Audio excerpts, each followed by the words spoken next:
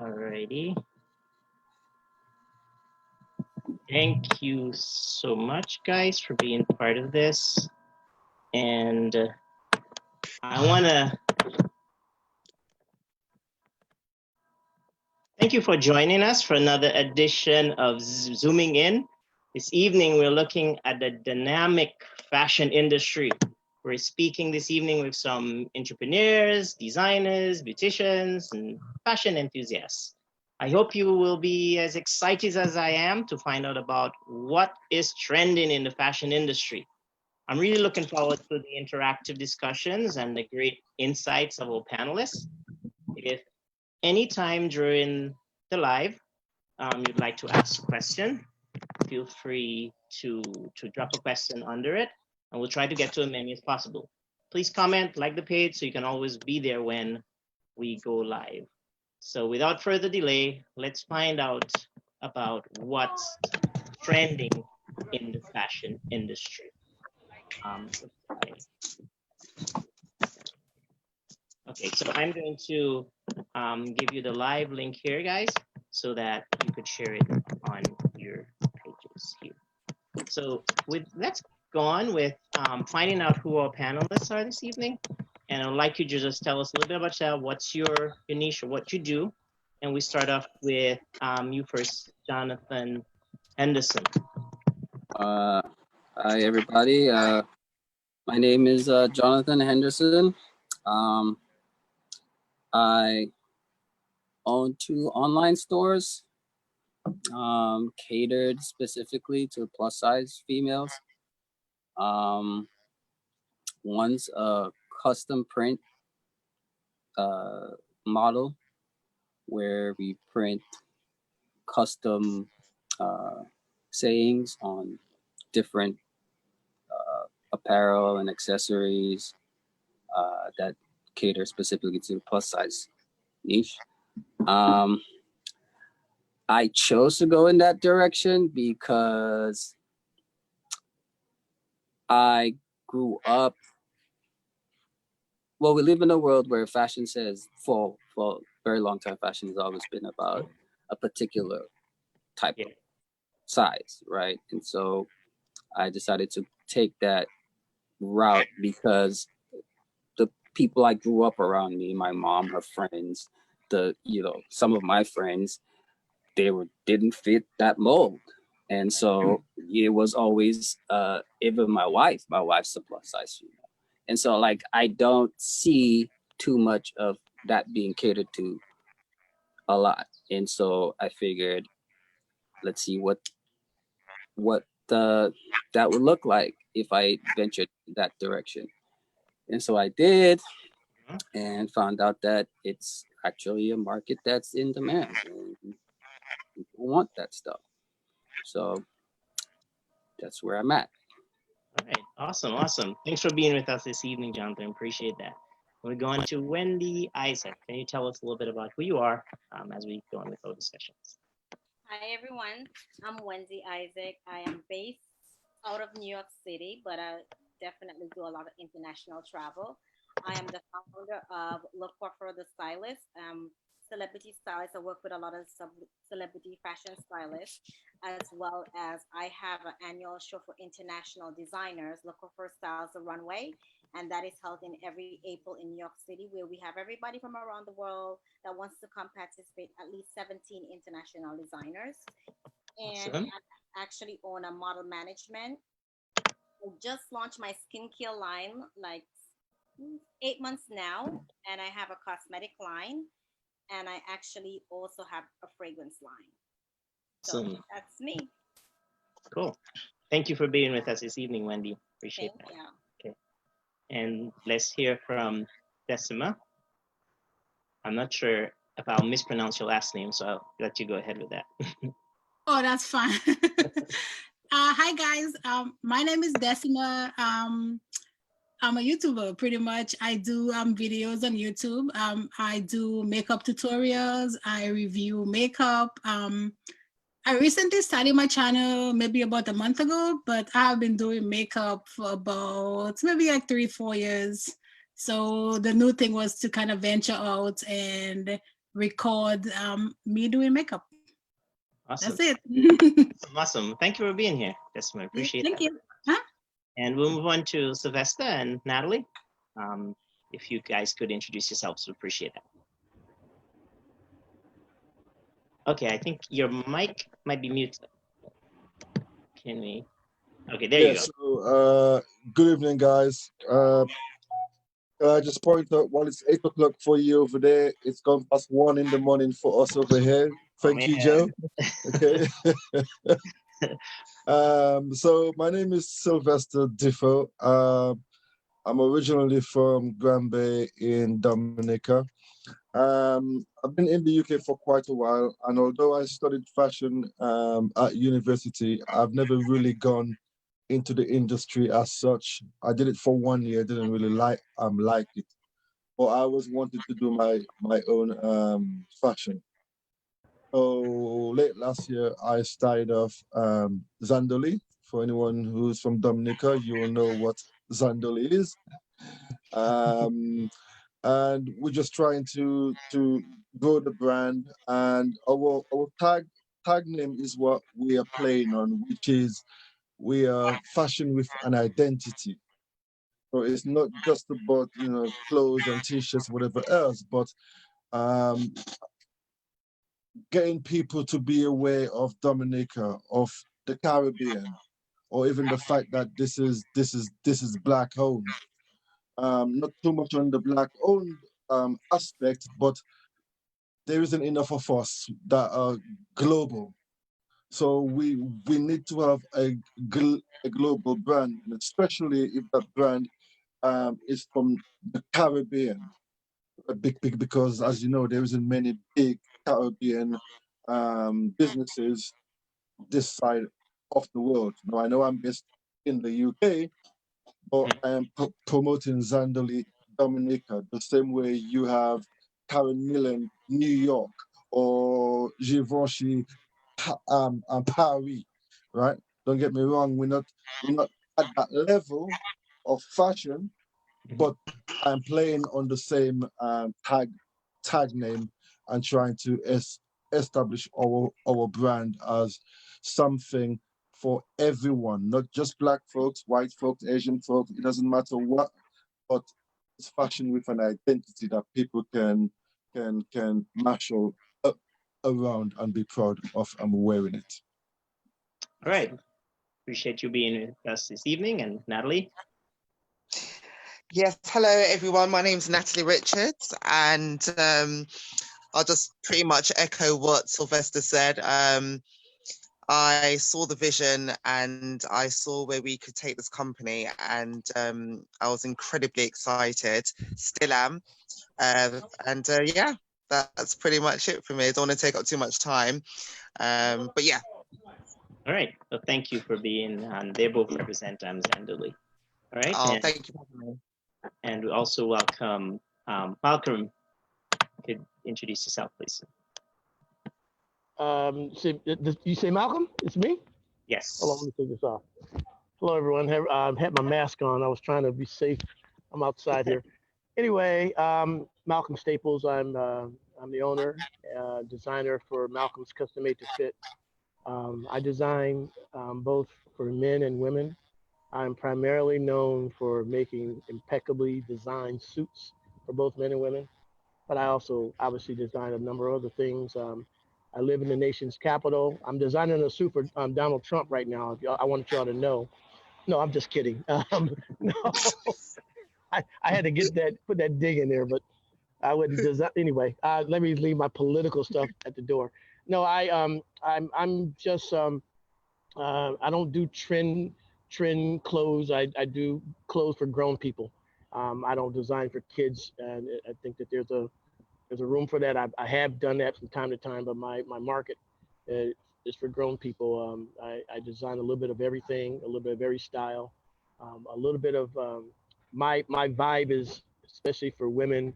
I design suits that have a male-inspired vibe, but they're designed for women and their curves. How about that? So, so part of my vision is to create clothes that look good, that feel good, that make you feel and like you're worth everything that you're valued at. And so that's kind of what I do. All right. Thank you for being with us, Mr. Malcolm Staples. Mhm. And Crystel Hilton, thank you for joining us. Can you tell us a little bit about yourself? Hi, everyone. Sorry about my tardiness. But it's so good to be here. I am Crystel Hilton. I'm a jewelry and accessory designer from the nature isle of the Caribbean, Dominica, of course. And I'm known for my vibrant, colorful pieces. And it's just a part of my creative mind.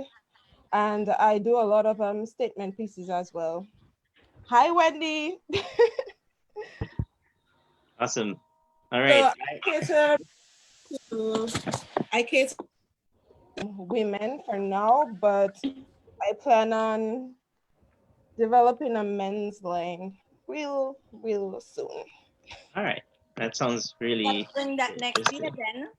April, Crystal. Of course, Wendy.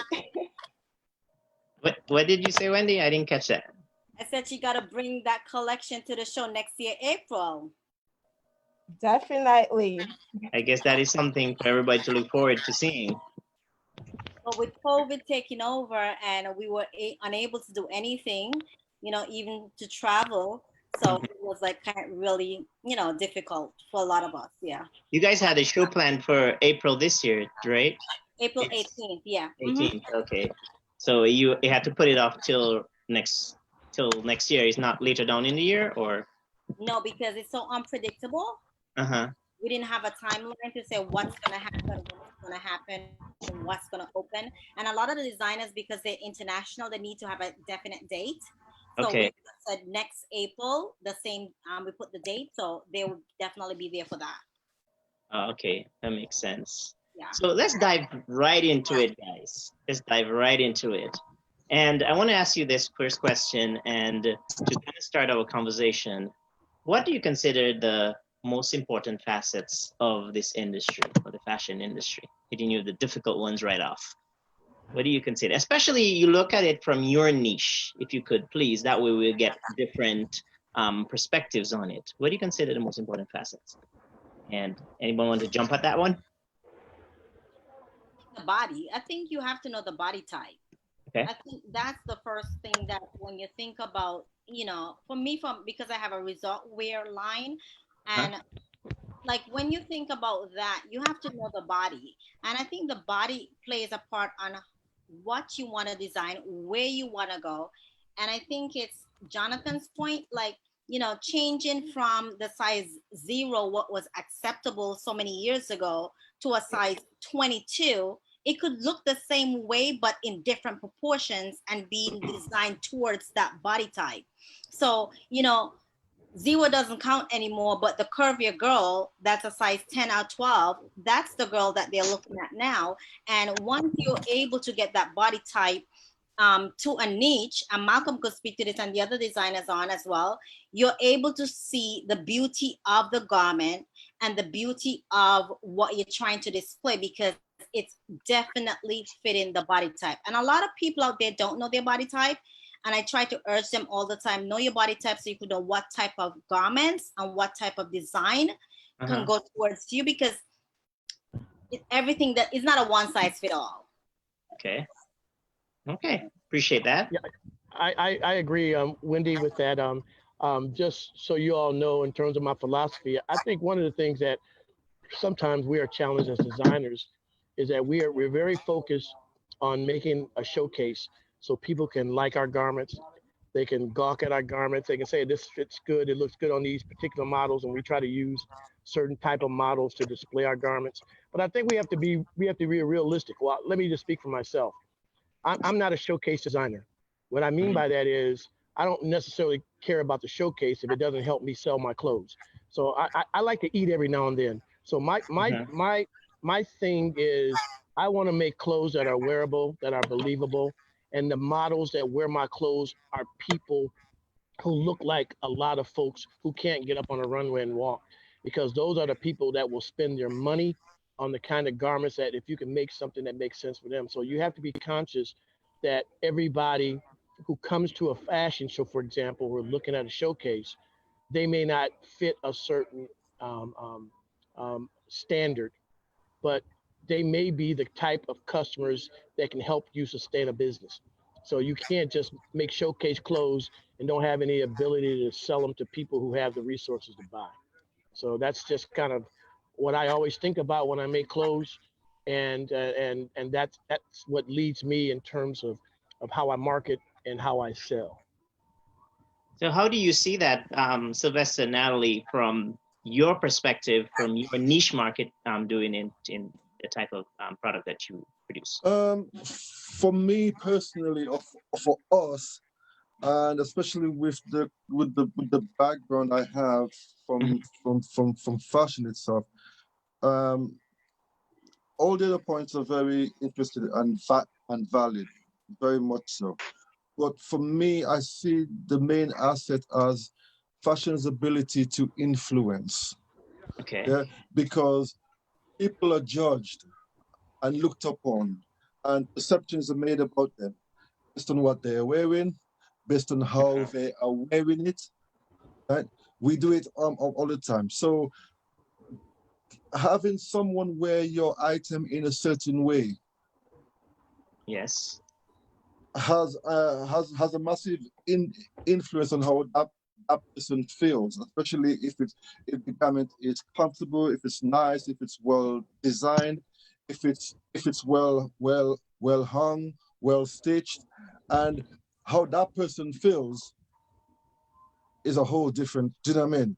Right. So you can have two people wearing the same items, but they both go through different doors.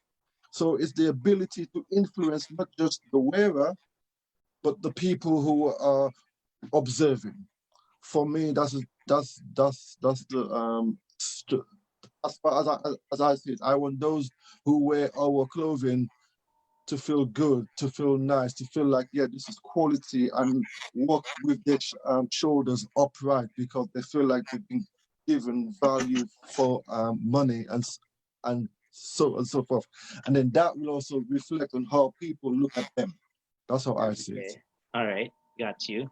What about you, Crystel? Because you do more accessories related stuff, right? Yeah. Okay. I just believe that you have to know who you're catering for. You have to know your market. You have to study the market, basically. And I like the fact that Sylvester said about influence, being able to, set trends and, just know exactly who you're catering for. As Wendy said, your body type, everything. I'm more of an accessories person, not garments, but at the same time, body type is also important when it comes to accessories. Alrighty, awesome. And Jonathan, what do you want to add to that? I pretty much piggyback on what Sylvester and Wendy was talking about, and Crystel too, in that you have to know who you're catering to. I like I said, I've had the example of listening. I observe. I'm a person. Don't take this in any weird way, but I watch people, right? So I observe a lot. So I've had many people who are in the plus size range around me, and I observe what they like, what they don't like, who they observe. I'm watching what they're observing also. So yeah, simple comments like, "Oh, that looks cool," or "I like to see how that matches with that," and then I will piggyback off of that and be like, "Okay," so then I'll start asking questions like, why do you like that?" And they'll explain to me, and then so I will go down this sort of like a rabbit hole of finding out these different things. And like Sylvester says, how that comes together influences how they feel about themselves. Once you can figure that out, yeah, it exudes, right? It comes, it sort of like radiates from them, and then other people start asking them, "Yo, I like that. Where'd you get that from? Or how do you feel about that?" And it creates this sort of vibe web, which I feel is a good way to gauge a lot of that and understanding who you're catering to, how you're catering to them. Alrighty. Now, Decima, I must ask you, because as a makeup artist or I guess a beautician, is it complex bringing all those elements in to find out the most important aspect or facet in the fashion industry? How does that play a part? For me, the like makeup, again, so I'm not like, you know, a designer or anything like that, but for makeup, I feel like it's the ability to, like, you know, express yourself kind of in a different way. Some people may feel like, hey, I'm not a painter, but if you can, you know, put on some makeup and feel good about yourself, then you kind of are a painter or an artist. So yeah, that's kind of like where I see that part of it. Alrighty, great. And we also welcome Netisha, and we're gonna allow her to introduce herself and tell a little bit about what she does, and as we bring her into the discussion here. Did we lose you? I'm not sure if I'm being seen, but hi, good night, everybody. Please No, excuse me from the noise. good evening. Thanks for joining us. I think we lost your camera, but that's fine. Go ahead, I think. Yeah. Okay, so I'm here in the capacity of the founder of Cover Fashion Show. It's basically a fashion show, the only one of its kind in the Caribbean that promotes a level of modest fashion. Where we do have modest fashion in terms of the Muslims, but it's actually for everyone, not just the Muslims or persons who portray that particular religious belief. And it started last year. I launched it last year, and this year we had a second showing, and it's something that I'm hoping to take even further. So Cover Fashion Show, like I said, it promotes modesty in both the male and female, but in a form of sophistication. So you still get to dress and look fabulous without having to show too much skin. So the actual theme behind of it is cover, hide your flesh, and reveal your spirit. Alrighty, awesome. Thanks for being with us this evening. Now, as we continue discussion, and I would like to know what's currently trending, because that's what we're talking about. So let's just get straight to the point. What kind of movement we're currently having, or what are the current trends in the various industry that you're seeing, from the makeup to the accessories to the plus size to the model size, the slimmer size, to all sizes, and from the one extreme to the other, what you're seeing. If you can just go one to the other quickly and just give us something that you've seen trending, that'd be great. How about you start us off, Wendy? I see you thinking really hard. Well, one of the big trends right now, hopefully it can come off, is actually the suits. The suits for women in shorts, whether it's a 3/4 short or a short with a blazer. That's really big right now. But because no one has actually gone outside, you're not able to see it. Oh. I do have a show on Wednesdays, you know, Style Wednesdays, where I go all the trends and everything, but you're not able, I wasn't even talking about trends because we're not going nowhere. That is true. We were quarantined, right? So that's one of the big things. And, you know, when you think about it could be very loose fitting, or it could be very tailored and slim fitting to the body. Based on the shorter shorts is a little bit more tailored. Okay. The 3/4 shorts for women is a little bit more baggier fit, and you want to wear that with your pumps and just make it look fabulous. So that was huge for I don't think it's gonna happen again because summer is here already. And so you saw that in January, December. Like, how does this work in relation to when a trend starts or when it ends? Or, you know, I'm asking these naive questions here, so bear with me. I'm trying to learn from you guys. When Fashion Week, okay, you know, Paris Fashion Week usually happens in September, so it will be launched the year before, so you will actually know what's going on. So for instance, like there was Fashion Week in Paris in February, so that was actually for the fall product. So we already know what's coming in for the fall and what's going to be hitting for the fall and the winter. And then when we have that in September, then that will actually hit for spring and summer. So you'll see what's going on. Awesome. The thing about trends is just that it's actually say 6 months behind, but it will be forwarded into the retailers for the appropriate time. All right, awesome. So that's trending from your aspect. What about you, Jonathan? What have you seen trending from plus size? A lot. Okay, well, now it's summertime, right? So I have a lot of people who request different sundresses, right? So a lot of questions on the floral type sundresses. I've also seen requests for sort of solid colors, but with sort of geometric pattern designs. Yeah. That has been, I had plus size swimsuit that I had with these geometric designs that lasted about a week, and that was gone. So wow. So it was, yeah. So that came in. And what you were saying earlier with the suits, that was something that was happening earlier.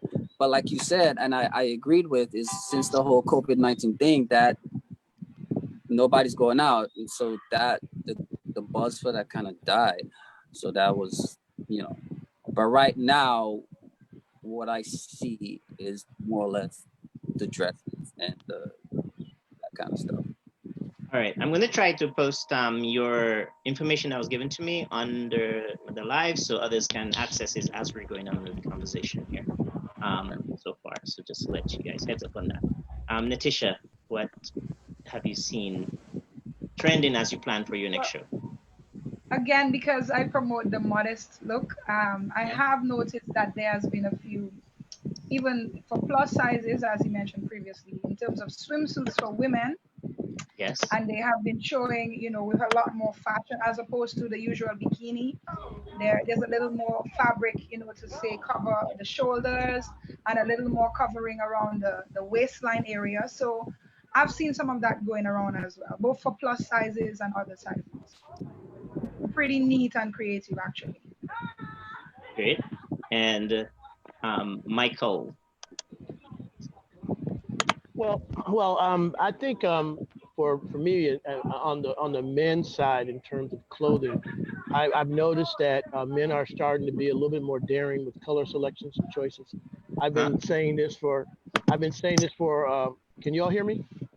Yes, we are. Okay, I've been saying this for probably about a year. About a year that orange is the new black. I've been doing a lot of orange and pieces of pastel colors.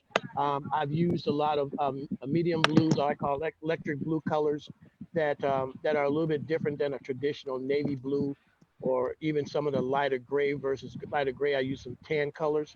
So guys are trying to creep out a little bit in terms of a structured or standard base color. But I've been doing a lot more with orange tones and tans and kind of color that's not so bold, but yet it's a little bit daring for the traditional guy. So that's been a trend that's been happening, I think, over for the last year. And the same thing with women. Wendy mentioned the shorts, and I've actually I was going to include something like that in my new collection that I was going to show in her show that got canceled. But the whole jacket short combo, I've been doing a little bit of this for a while, so it's not necessarily a trend for me. I think it's just one of these things that's kind of it's become popular. But for those of us who make structured pieces, we've dabbled with suits and shorts for a minute. So that's something that I was going to actually do a little bit for this collection, but I've kind of shifted gears now. So a suit with shorts, you said. Yeah. Oh yeah, I mean it's interesting. It's not. Yeah, it's just how it's cut. It's just how it's worn. If it's a longer short, it's gonna be a baggier short. If it's a shorter short, it's gonna be more like a booty short. I mean, it's just basically who you're cutting for. But that's typically how it works. Alrighty. And what about you guys from Zandali?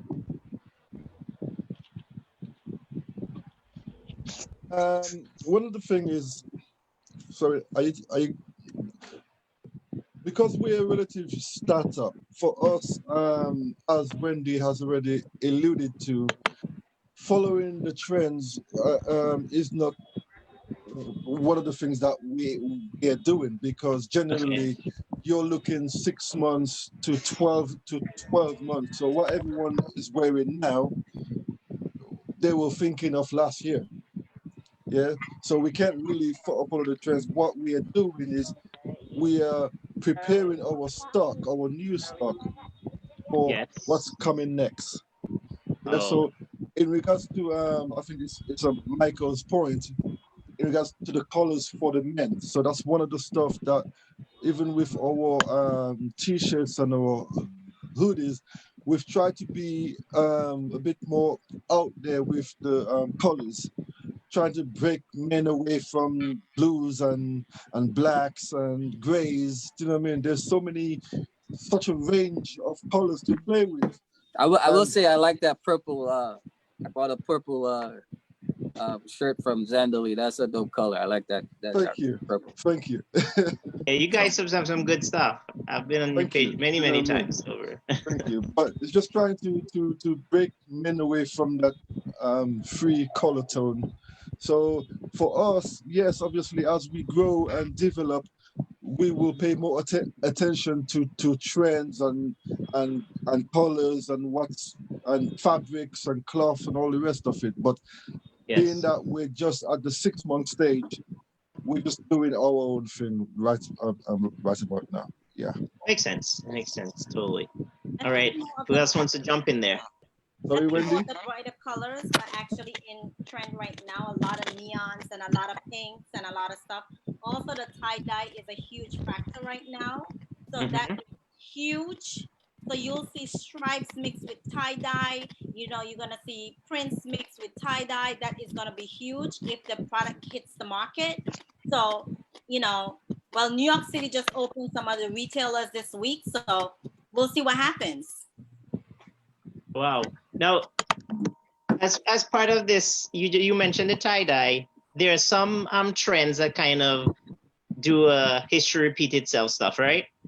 Have you seen some that's already gone full circle in our lifetime? Absolutely. Neons. When was the last time neon's been in trend now? 2 years. Before that it was dead. You know, so it's actually, you know, it takes time. It's a cycle. It's coming back. And it comes back for a lifestyle, and it comes back for a little while, then it ends again. Because tie-dye was in style like maybe, it's been back like maybe a year now, because last summer they started bringing it back, but like it dies and it comes back. It's just like a reinvention of newer colors, prettier colors, and just making it more focal. So when it comes back, then I guess from what I understand from you, it comes back with almost like a new spring in its step, so to put it, like a different walk. It's just new fabrication, a little bit more detail, and a little bit more funk. Yeah, because come on, as you said, the black, the blues, it's not cutting it no more. We want vibrant colors. So, Crystal, what about with accessories though? Like as far as trends? Accessories, well, what I've been seeing a lot of is face masks. I mean, look, Malcolm has one this evening here. He's rocking his face mask. Yeah, and the interesting thing is that and my Batman hat. How about that? You know, I actually thought that was a fashion statement that you were making when you first came on. Well, no, this is just my favorite hat, and it's my lucky hat. So I figured I'd wear it tonight. So it's and then I wanted to be COVID-19 prepared. Okay. Oh, thank you. Continue, Crystal. I'm sorry I cut you off there. I was saying that a lot of people are rocking so many different colors, patterns. You know, there's a lot of variations. There are even the invertible masks, which is so cool. I thought that was so cool. You can change from one pattern to another. And what else? Headpieces as well, bright headpieces. So all of these are trending right now. Okay. Now, what about from the makeup side there, Decima? For me, well, on makeup, as they kind of touched earlier on, since we're kind of in summer right now, so for makeup, it's gonna be bright colors, you know, reds and pinks and yellows and greens, bold lips, a lot of bronzers, glowy skin, because that's, you know, that's the trend that's gonna be for this summer. Okay, interesting. Now, another question I want to push in your direction. Guys, I see a lot of times people will come out with a line, or there will be some news article out there mentioning a certain look. And it may, for example, they use words that I sometimes have to look up. But however, just use one like tribal or folkloric or global. What do they mean in your part of your industry? Because somebody say tribal, I see 3 different types of tribal. Is that because of the type of tribe, or how does that work?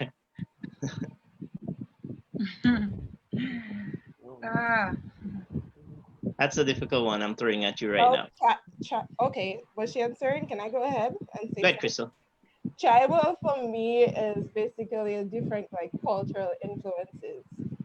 Okay. So like my line was influenced by the Africans and all the layers of ropes they used to have on their necks. It was to elongate their necks actually. So that's what it means to me.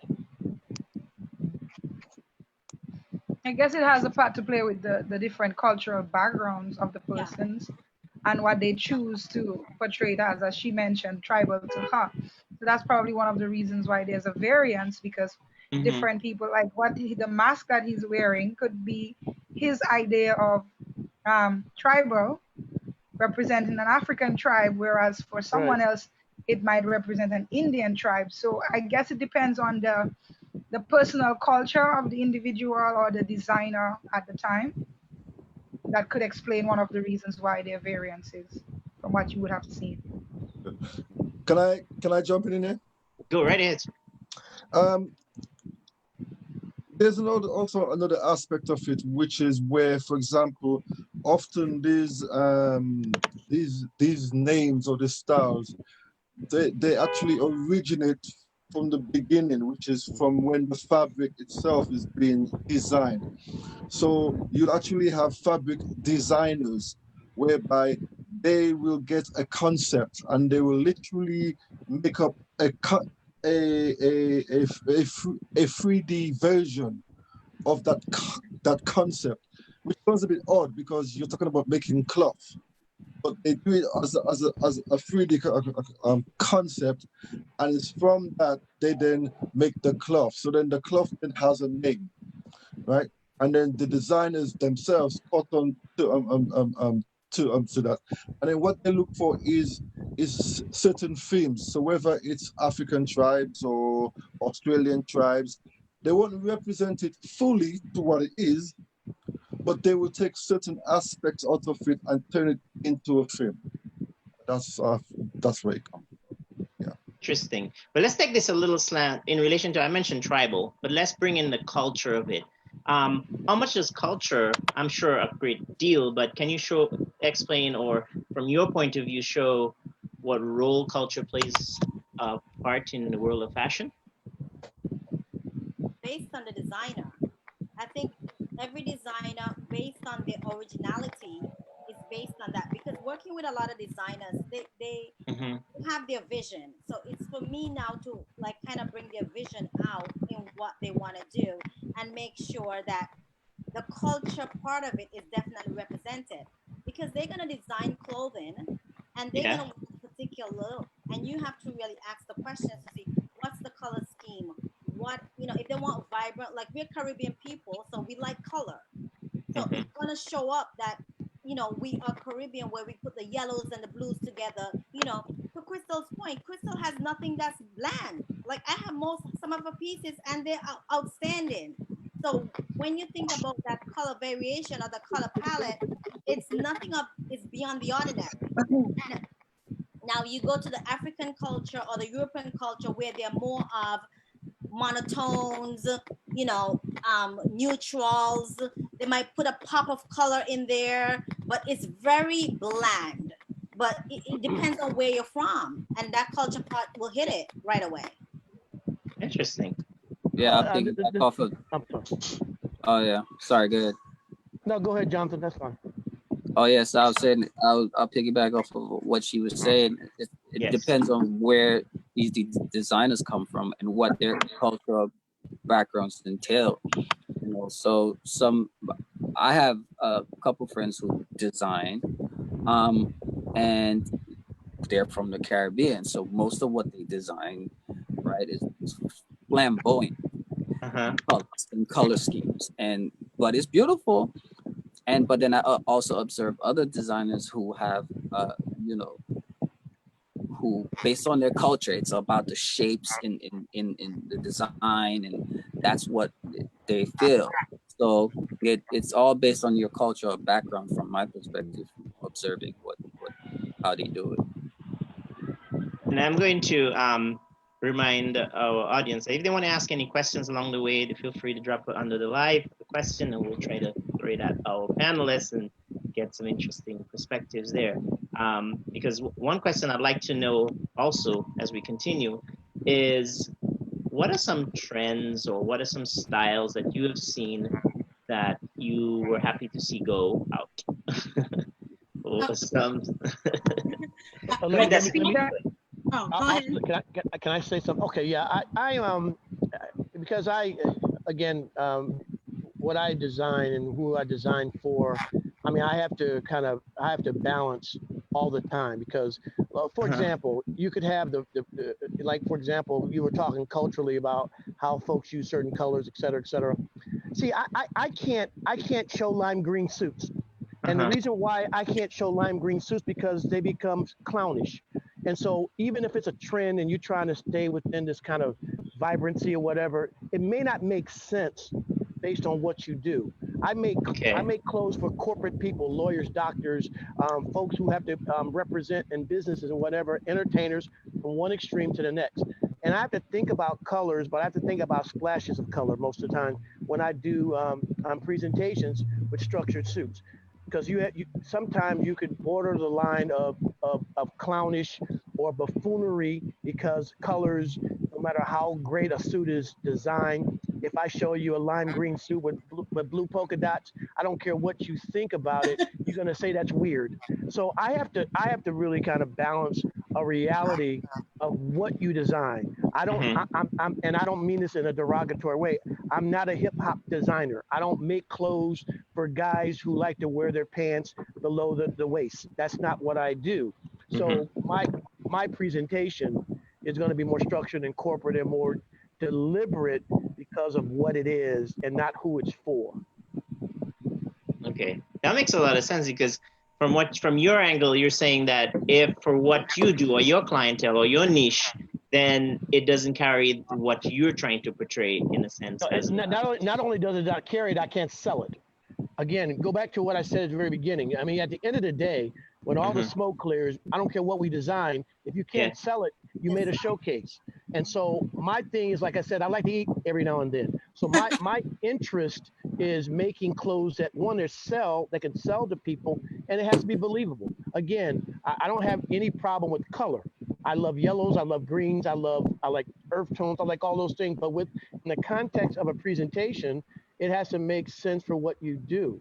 If I make loose clothing where I'm doing more sundresses and things like that, and using color makes all the sense in the world. If it's a bathing suit or whatever, yeah, I think you have more of a license to kind of experiment and use colors more freely.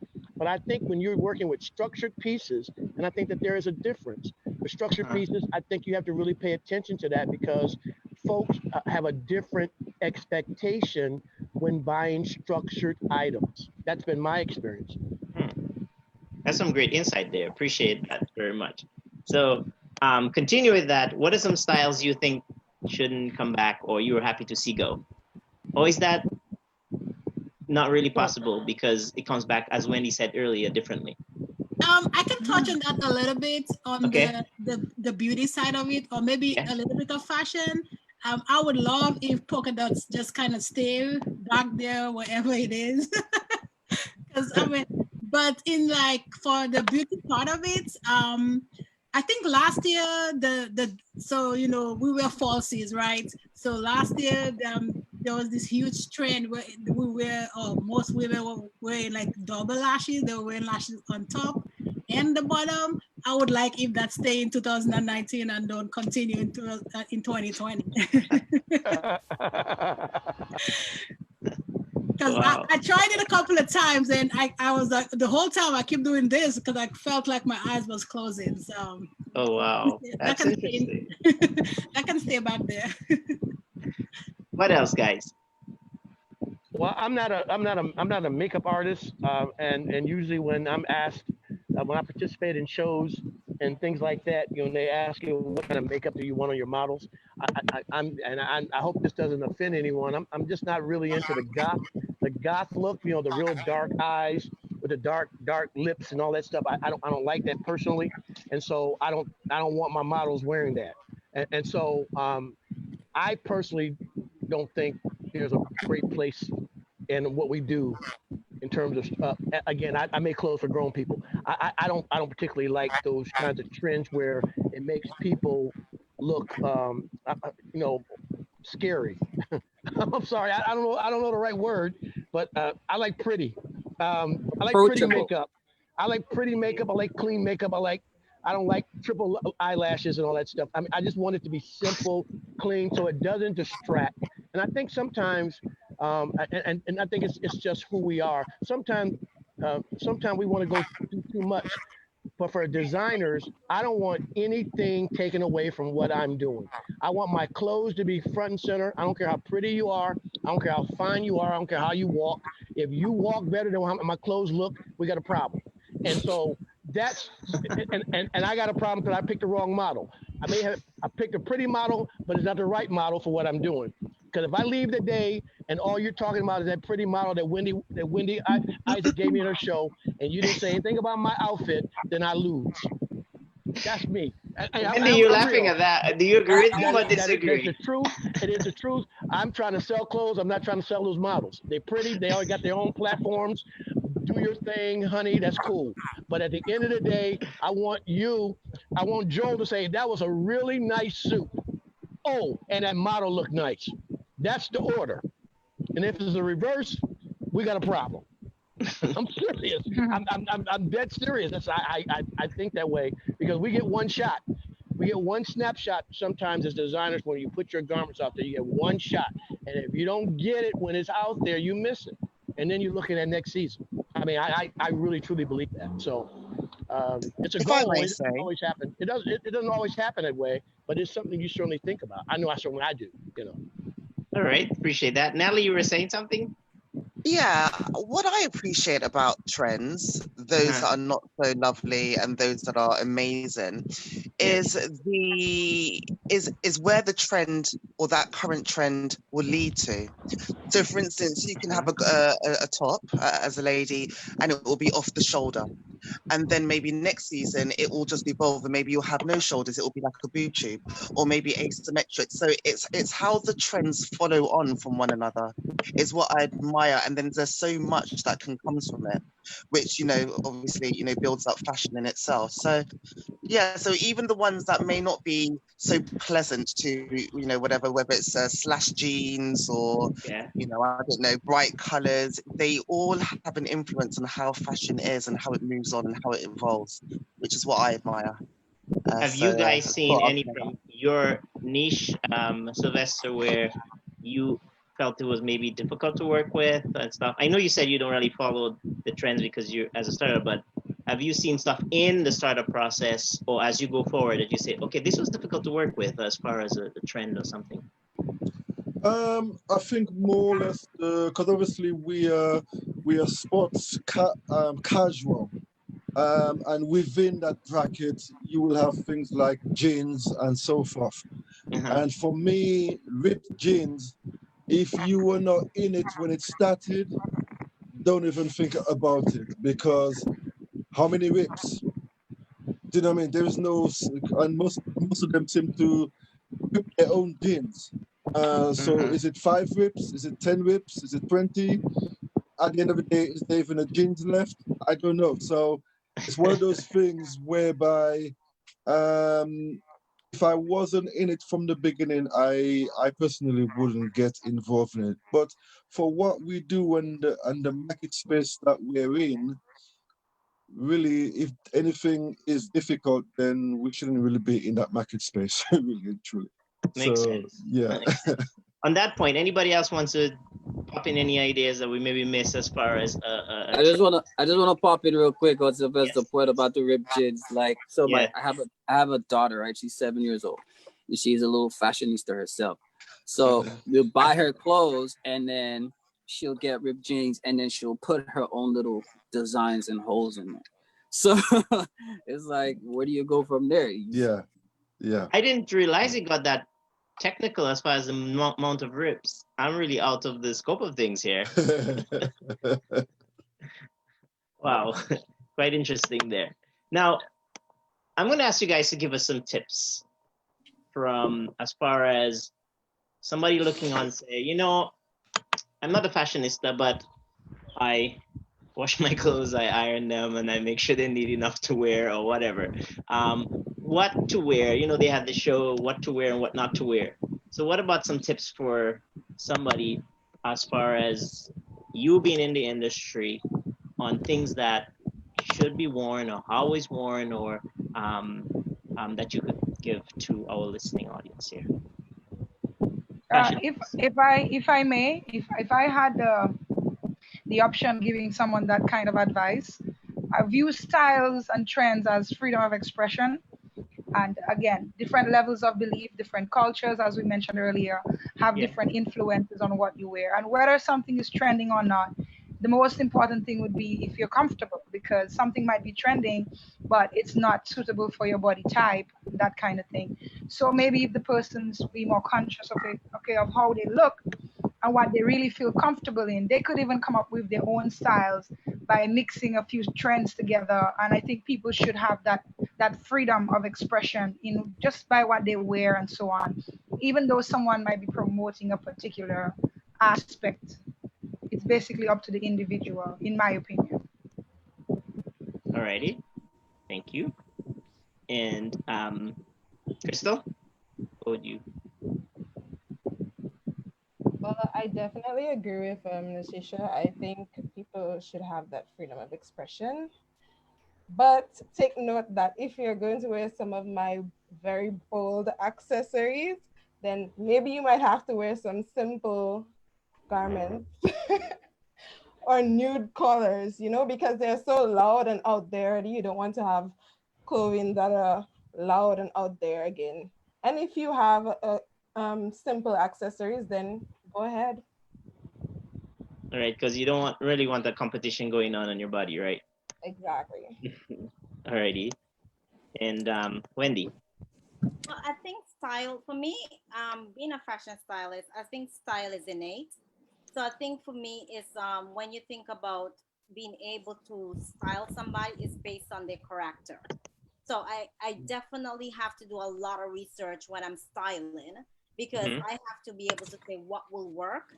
And, you know, I don't do traditional. I can do traditional to Malcolm's points. Like Malcolm, I style Malcolm suits because they're fantastic, but I wouldn't even put his clothing in the traditional bucket because they're very modern and they're very evolving. So for me, it's about what can I say to my clients is I just have to look at their body type, where they want to go, and how do they want to look, and then we put the pieces together from there. Oh, okay. But so there isn't a norm as far as it depends on what you do, or you said where do you want to go? So that's where it plays in. For example, if it's for a business setting or if it's for just recreation, then it will change, right? But somebody like me who go to a business setting will be totally business from a traditional person. So it's the scope of who you are. Because as Malcolm was saying, I wouldn't wear a black suit. I don't have a black suit. But would I say that's a staple item for the norm? Absolutely. You know, but I would never wear a black suit to a event because that's not me. No, I might show up in a green, I might show up in a pink, I might show up in a yellow. Like that's who I am. Yeah. And that would fit in for me based on what I do. So definitely it's based on your style, based on your professionalism, based on how much over the top you want to go, or do you want to do subtle? Do you want to do over the top? Do you want to do classic? It depends on the person. Yeah, I agree. I agree that it all depends on the person. Yeah. So when I look for stuff to sell in my store, I look for, like I say, I observe a lot of what people are paying attention to what they're doing. So I try and cater to what I hear or what I see. So, and it's a myriad of different styles and things, and it's all based on how that person feels. So I'll connect that to Sylvester. What Sylvester said earlier in the discussion is that it's based on how that person feels. They're gonna style or do what they feel suits them. So I just make available different things that they can put together to fit their style. It's something you guys said, and somebody posted the comment in the live. I'm going to read it out and see how you would counter respond that. Somebody said, Ryan Walters, he says, I kind of don't want to say dresses based on body type, because then that kind of leads to telling bigger people that they can't wear something because it's not for their body type. No. Or telling petite people don't wear something because it's not for their body type, as long as they feel confident and comfortable that they should wear. Would you agree with that or not? No, no. Everybody has their own body type, and whether you're curvy, you fit into a particular group. Whether you are triangle shape, whether you're pear shape, whether you're apple shape, it's all a different category. So that doesn't have anything to do with dresses and being a little bit more curvy. It's based on your bone structure. Yeah. It's a basic. Well, it's like one of the things. This is an interesting thing. I had a recent conversation. I design for professional athletes, right? And you have very big guys. So I have this client. He plays for the Pittsburgh Steelers. He's 6'6" and he weighs 363 pounds, right? So he says to me, "Hey Malcolm, I want a slim fit suit," right? So okay, let's just play this out. This guy has money. He has resources. He can buy anything he wants, right? He can get anything he wants to design. He says, Malcolm, what do you think? I said, first of all, there's nothing slim about you. Secondly, I can't make a slim fit suit for you. Why? Because they don't make slim fit suits for guys that are 360 pounds. Now, I can make a suit for you that's going to look good on you, but it's not slim, buddy. So the bottom line is, I'm going to, as a creative, I'm going to make it look good for your body. But your body is your body. It has nothing to do with trends, has nothing to do with hopes and wants and wishes. It has everything to do with what you see in the mirror. We can't lie to our customers. Honey, you can't wear a skinny suit. It's just that simple. You don't just need a mirror. That's why you need a best friend. You don't have to like it. You don't have to even agree with it. It is what it is. Now, again, and that's why I don't like to get into conversation with skinny girls and big girls, because these are just two different conversations. Now, that doesn't mean that you, with your voluptuous, curvy body, can't look as good as that skinny girl. It just means that we have to go at it a different way. And I think the bottom line is, how do we get there? And if you feel comfortable wearing whatever you want to wear and it suits your body, then go ahead, give anybody you want a high five and keep it moving. But I think we have to just be honest about everything is not for everybody, no matter, I don't care if it's in trend or not. It's just is what it is. And so that's this thing that we have to just come to grips with a reality about what leads us. And as designers, we have a responsibility to tell our clients, like I don't want to get on this rant, but I had this big old discussion. This guy who wanted me to fit him, he's sucking in his stomach. I'm trying to do his measurements. I'm saying, brother, what are you doing? He says, man, well, I gained 10 pounds over COVID-19. Brother, I'm like the lawyer. If you lie to me, it's not going to happen. So I need you to be honest. You're not a size 42. You're a 45 and a half based on my tape. That's what I'm cutting your suit for. You're not size 42 20 years ago. And once they understand that's the reality and learn to accept who they are in their own skin, then we have a better situation. But this lying and giving everybody okie doke, thinking they this and they're that, that's crazy. Especially when people are spending big money for clothes. I mean, I feel a responsibility to say, hey, man, it just doesn't work for you. Now, that may not feel good, but it's the truth. And I think we have a vision because this is what we do. We're in the creative business. We have a third eye. Sometimes we can see things that they can't see, and we're able to articulate it in a way that might make them understand this is a better fit for me based on who I am. Remember, 6'6", 363, you can't wear slim fits, buddy. It's just that simple. It makes sense there. Now, Decima, I'm going to come at you as a beautician Joe, with in relation to the. sorry, Joe. You were making a point, Sylvester, and then before we go. Yeah, just okay, go ahead. Just to go back on the question you asked. Yeah. I think Wendy touched on it a bit. But just to make it clear to the questionnaire, when we talk about body size or knowing the body, it's not a question of slim and fat, because it's understanding that you could have a slim person, but they're 6'2". Yeah. So if my garments are too short, then I'm not catering to that person's thing. So they're different body size. It's not just black and white, skinny or fat. Is what I think you're trying to say. Yeah. Right. Okay, I get where you're coming from with that. It's definitely different. For me, like I don't have any bust. So I have to influence when I'm going out, like I have something. So I put my clothes, like when people see me, they're like, okay, you got something, okay, fine. But there's nothing there. So the bottom line is you just have to create that illusion of what you want to be and how you want to look. And then we create it through the body types. And that's one thing I work with all the time. So it's just like for me, if I have somebody that I have to make look good, I got to work with the body type. It has nothing to do with your disposition in terms of weight. But is that conflicting with what Malcolm just recently said? He's like, based on your body, that's how it is, and that's how you. And then Malcolm is making suits which are very customized. So he definitely have to go with the accuracy of measurements. So when I style, I am going based on your body proportion. So if I want to, so as I said for myself, I don't have a bust, but if I'm going out and I want to make that look like I have, I'm going to put on a top that has to influence the top and make it seem like I have something, but it's nothing there. So the illusion of how you clothe yourself or how you dress yourself is going to be proportioned to what my body looks like. All right, so let's bring Decima into this. I was trying to earlier, appreciate that, in relation to the beautician part of it and what part it plays in there. Right. So for makeup, I guess it's a little bit different. For the most part, you can just kind of wear, whatever colors you want to wear.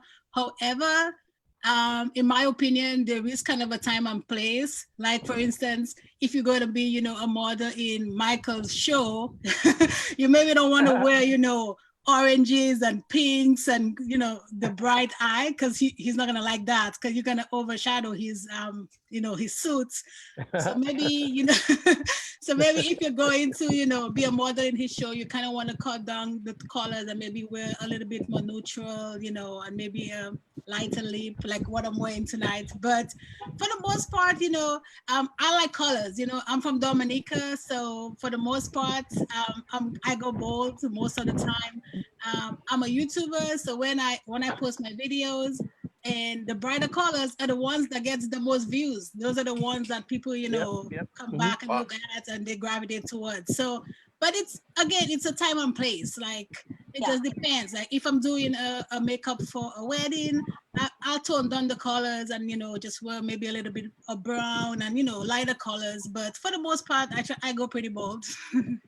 Yeah. Well, like for me, again, one more thing. It's like and it's a kind of a slippery slope.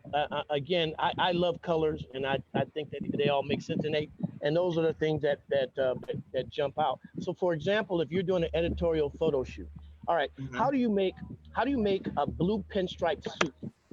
How do you make a blue pinstripe suit stand out editorially when you're trying to get this banging color and this look that's going to be magazine worthy or whatever? How do you do that? And a lot of times it's very difficult when again, and I'm not saying that designing suits is different than designing something else. I'm just saying that there are some limitations and some parameters about what you do. I can come up with a suit. How can I change a black suit? The only way you can change a black suit is texture. It can either be a texture with something on it. It has a little bling to it, a little shine to it, a little sheen to it. But a black suit is a black suit, a black suit is a black suit. So how do you change it? So I think that there are some internal parameters in which, depending on what you design. And that's what I meant by that. So again, I have to balance that with color and stuff like that, because I think, and I know that color is also drives the kind of attention that you need in terms of getting attention sometimes, you know. Interesting there. Okay, so when we're dealing with, we talked about the colors and the different body type shapes and all these things that play a part in the fashion industry. But then, are there any ethical challenges that you're faced with in the industry? And if so, what are they? Ethical in what sense? Ethical, where, for example, you have to draw the line somewhere as far as what I can make, what I should display, or how maybe, for example, you talked about bringing culture into perspective, and where you might design something that would offend a certain culture or offend a certain group, or are there any ethical choices that you have to make, or you just throw that out the window? No, there is. It depends on which part of the world you are. Like, it depends what show you're doing. If you're doing a show in Paris versus Milan, there's rules. Yep. What are some of them? Like, give us an example. There's rules that you can show your collection, but it can't be anything towards cultural. It has to be what's fashion forward. Yep. What is a trend? They're gonna send you a list of rules, and you have to actually fit yourself in with your collection. So if you want to show on that runway, you better get that right, and you better make sure that you're meeting the guidelines. And for me, Wendy, you're absolutely right. For me, I mean, I don't know if I call this ethical. I just call it what I'm not going to do. For example, I don't do gimmickry stuff. I don't do clown stuff. I'm not making a bunch of suits for guys that have Santa Clauses on them. I don't do that. I don't make reindeers and dogs and cats on suits. I don't do that. I'm not doing that because I think that stuff looks crazy. So I don't want my name sewn on the inside of somebody's jacket that's wearing Santa Claus smoking a cigar. That's just not my style. I'm crossing the line. I'm just not going to do that. All money is not good money. So I don't do zoot suits, for example. And I know that might come back as a trend, but I won't be a part of it. I don't do zoot suits. I don't want to do clownery, gimmickry kind of stuff, because I think at the end of the day, it has to represent who you are. And if you are associated with it, your brand gets associated sometimes with foolishness that hurts your brand. So I draw a line about that. I don't like clothes personally that have words on clothes. I don't want to do that. I don't want to get into explaining what this means or does it mean. I don't want to cross a line like that. So I just want to keep it, to a point where, the thing that you can control and not get into something that might cause you to have a conversation that you're not prepared to have. All right. And then also for me, because of my particular fashion show, because it promotes modesty, I do have, I have to stipulate my rules to the designers as well, so they know that whatever they're fitting the models into must stick with the theme of hide your flesh and reveal your spirit. There's also, in terms of using the models, they have to agree that their photographs, once taken, I have the rights to use them, maybe publish them on the page and so on. And they don't necessarily have the rights. So there are different agreements that we do in that case. Some models are they have no access to their pictures. So if you know that you're gonna have an issue with the designer or the fashion show using your photos for promotional purposes around the place, then that's something that you probably would have to sign a document to say, okay, I won't be able to take part, or I am okay with it. So for me, in terms of my particular fashion show, that there are these two areas. One is the consideration of the models and their pictures and how far I could choose to promote them, and also making sure that the designers and the stores that I'm portraying, that they stick within the specific theme of the particular show that I'm doing. With the in terms of ethics, I don't mind. I don't know if Sylvester minds if me and Sylvester discussed this recently, where we both have had requests in regards to what's happening with the political atmosphere and in America, right? With the Black Lives Matter and everything. And, you know, he approached me about how do I feel about, you know, doing products that cater to that kind of stuff. And my answer to him was that I have had people ask about it, but my stance on it as a Black person is that I don't feel comfortable profiting off of tragedy. Like that's not me. So I will not partake in that kind of stuff. And both of us kind of came to an agreement on that. And that goes to what Malcolm, I would do. Like, I just don't, that's not what I want to be associated with or tied with. So that's not what I do. Ethically, just in that sort of vein, I tread carefully. Yeah. Yeah, can I just come in just on before that? You go, Sylvester, let me just welcome again, just Sylvester, 1 second there. Just before you go, I just want to welcome Ernie to she had a previous commitment and she's joining us now. Just welcome to our talk here on what's trending in fashion. Thanks for joining us. I will have her introduce herself in a little bit. Go ahead, Sylvester, sorry about that. Yeah, just to, again, just on top of what Jonathan has just said, because for me, there are two ethical points that we have discussed, myself and Natalie, as well as with Jonathan. One is the desire to want to be environmentally ethical. But being a startup with limited funds, that's almost near enough an impossibility. Because sure, we can purchase our garments from here, we can have them manufactured here, but that costs us more. But obviously, to grow, you have to start cutting off the middleman and the next middleman and so forth. So whereas now we having some of our stuff done in Pakistan, so we've cut off the middleman, but now we have to transport goods. So ethically, that doesn't help us with being environmentally friendly as such. Secondly, is, as Jonathan said, is there are certain things that I want the world to be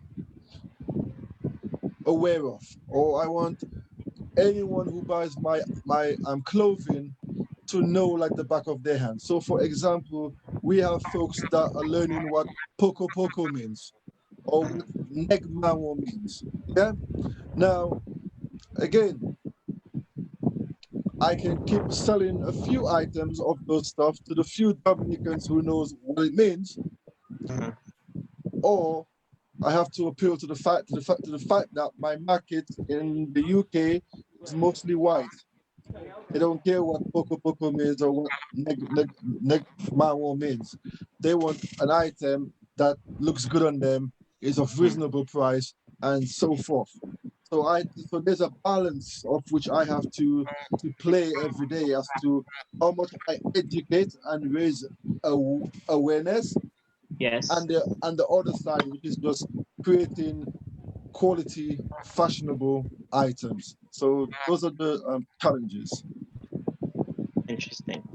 All right, Ernie, I'm gonna let you I think your mic is mute. If you mind introducing yourself, just letting know who you are and what you're representing here this evening. Thanks for joining us again. Thank you. Hi, everybody. My name is Ernie Harris. I'm Dominican, based in St. Vincent for now. I do macrame, everything macrame. So I make bags, I do placemat, anything. I'm going into shoes shortly. I ship on my own, and I also work with a designer, a Vincentian designer called Kimon Batiste. So I do pieces that she works with. Yes, and it's a new business. I learned macrame as a child, and I moved to St. Vincent with my husband, who's an engineer here. and I didn't want to go to work. I was into banking and I didn't want to go into that world again. So when my children left to go away to school, to college, I noticed that macrame was making a comeback, and I started to try to remember what I learned as a child, and it caught on. All righty, appreciate that. Hopefully we can see some of your examples before the evening is over, so we can all appreciate. Same with the rest of you, hopefully. Sorry, Joe. Joe? Yes, Sylvester, go ahead. Is it possible, I don't know her name, sorry, could you explain what macrame is? Yes, could you do so, please? Okay, macrame is it's basically knots with cord. So if I don't know if you're old enough, but in the flower power in the 70s, I was a child, but it was very in. They would do tops with rope, knots, bags. You also have planters with knots. You do certain knots, and you can make an outfit with it. Okay, thank you. It's with either jute cord. Jute is like a twine, or you use cotton cord, depending on what you're making. I think what we'll do, Ernie, in a little bit, I will pull up your stuff and share it on the screen so that everybody will see it. A little bit later, we'll do that so that you to see. Yeah. So hopefully we can all enjoy the work. All right, let's continue. And I'm going to take this in relation. We're talking about the ethical challenges we're faced with, but here's a direct one because I think this comes up oftentimes in the world of fashion. They say sex sells. How risque is risque? Where do you draw the line? Well, to that, I think is what market are you in? Okay. But like I think like if you into the lingerie collection and the bourgeois collection, well, my resort wear is very risky. Mm-hmm. It's very risky. Like it's out there. I do strings, I do thongs, I do full body, I do everything. So it depends on what mood I'm in for Fashion Week. I might go all the way out there, or I might be a little bit subtle. And it depends on the market where I'm at. Okay. So, what? Anybody else wants to add to that? And she says it depends on the market where you are. I want to add something, especially because my fashion show is contrary to this whole belief, and it's sort of anti-sex sells. From what I've noticed is, again, in terms of trends, people will buy what we blow up or make them believe they can buy, or convince them based on how we advertise. And the feedback that I've gotten from my fashion show for the past couple of years is this. People never knew that you could look this good and still be modest. So I believe that if you are able to portray, as much as sex may sell or may not sell, if you're able to portray whatever it is, that whatever idea or design that you have in a particular way that people could see the beauty of it or they could appreciate it, that it could still work either way. Like some people, again, have different trends, they have different designs that will sell, and they have, again, a different audience.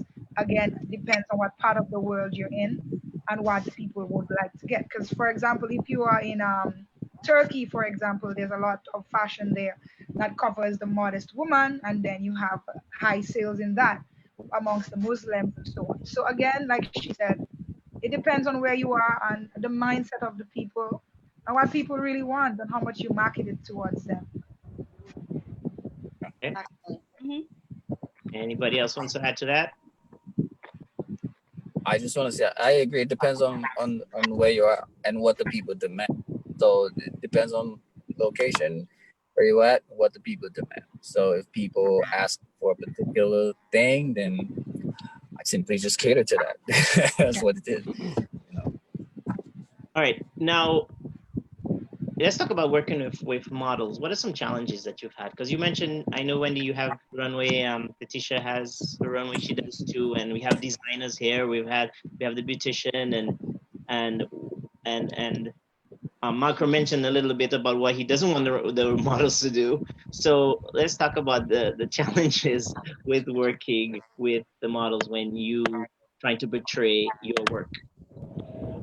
This is Malcolm. I got to get in here. I'm going to probably have to jump off early. I have another commitment, but okay. Let me just answer that.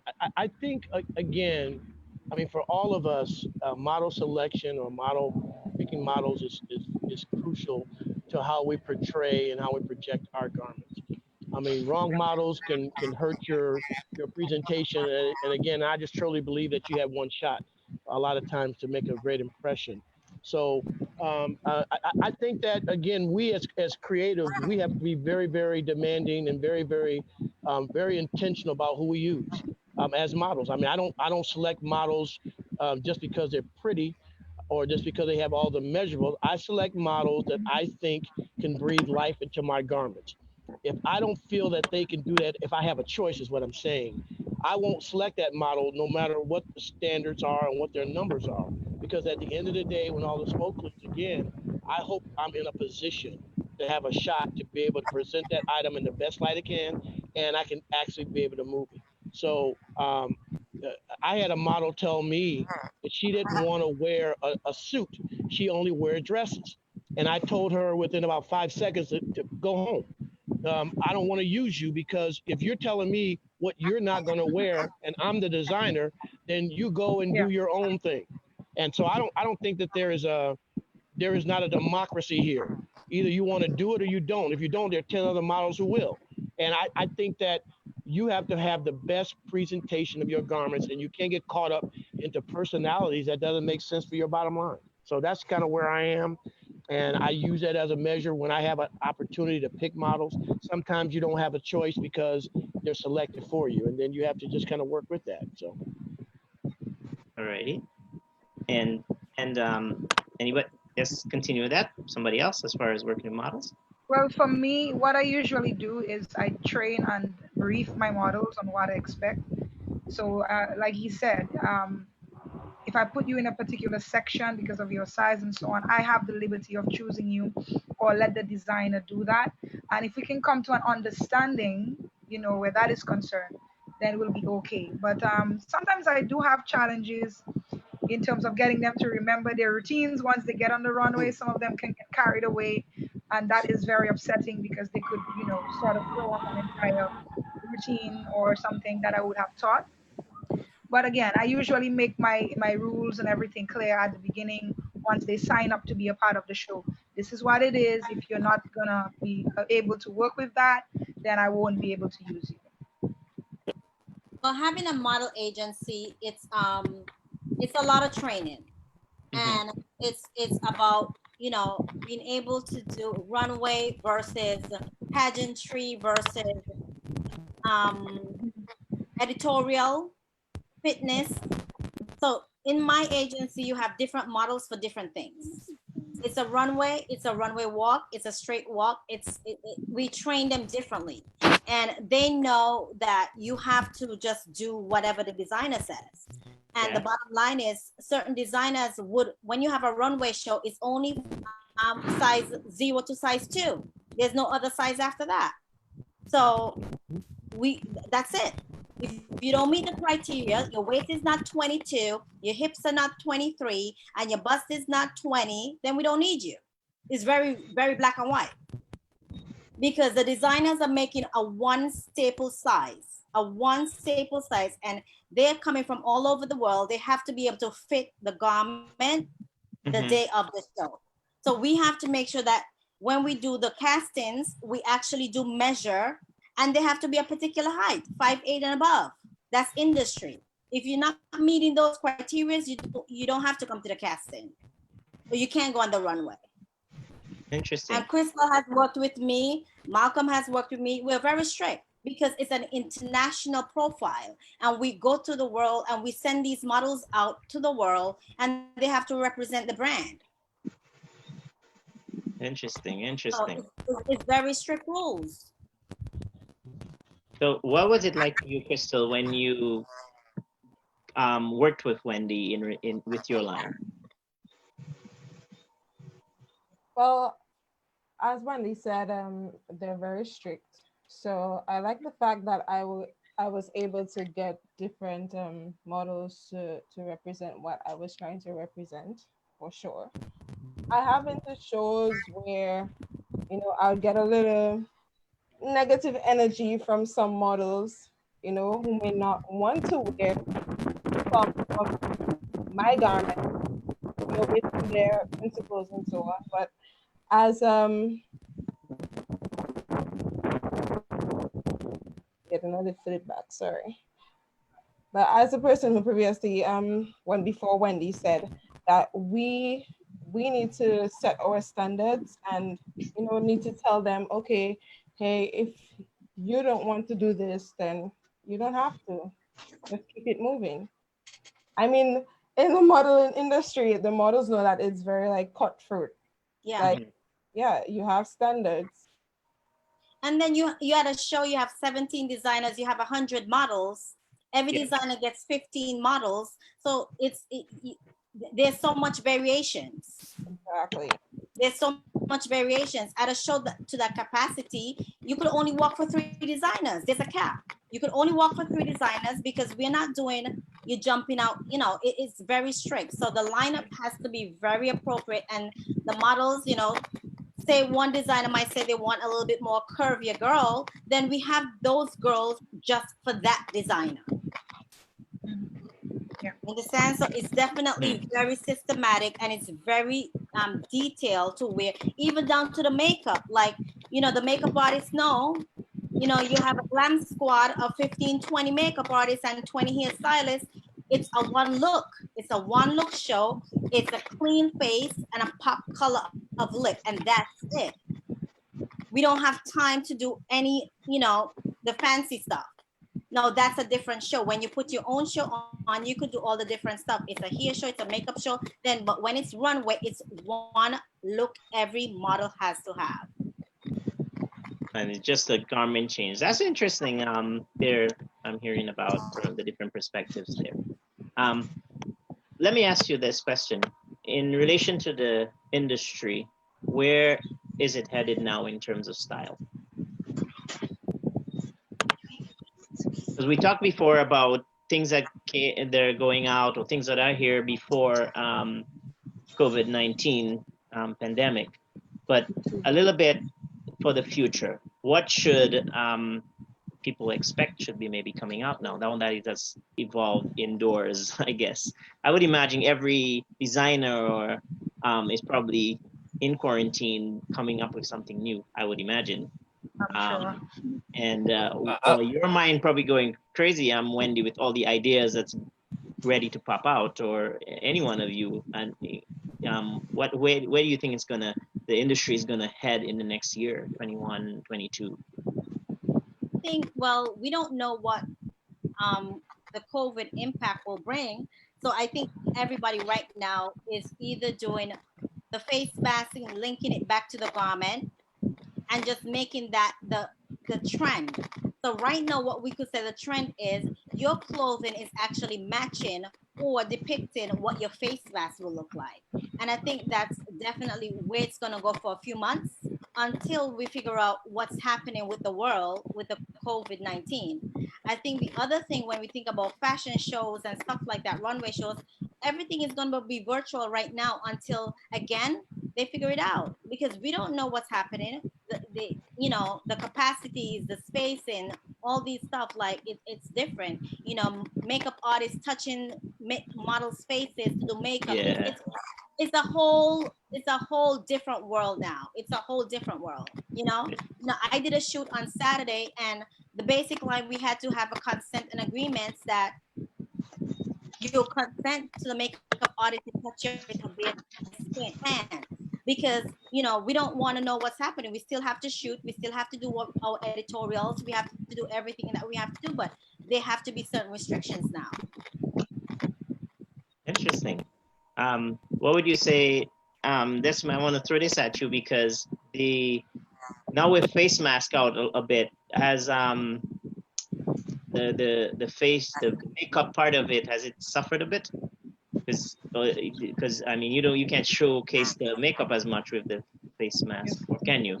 Well, it has, but evolved?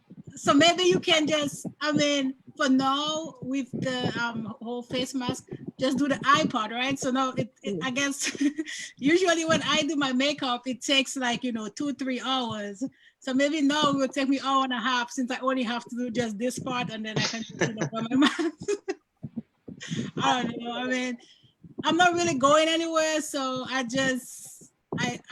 do makeup every couple of days so I can put on my channel. But apart from that, like most people, and even when I go out, most people they don't really have any makeup on. So, but something for Wendy, she kind of talk about, you asked kind of where like fashion is going. Since we stay home most of the time, maybe lingerie could be like the new thing, since we all stay home, we all work from home, so maybe some new lingerie would be kind of cool. Yeah, it's all about loungewear now, making it look good, still dressing up yourself, not as much when you go to the office, but like still making yourself feel good while you're at home working. Have they done virtual runways right now?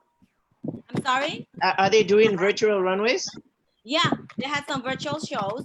Yes, Amani had a virtual show last month. And I think Chloe had a virtual show last month as well. I'm not sure about the bigger fashion shows in New York City, like Mercedes-Benz and Style and all of them. But I'm thinking that's where it's going to go, or it's going to be very limited invitations. Interesting. Joe? Yes, sir.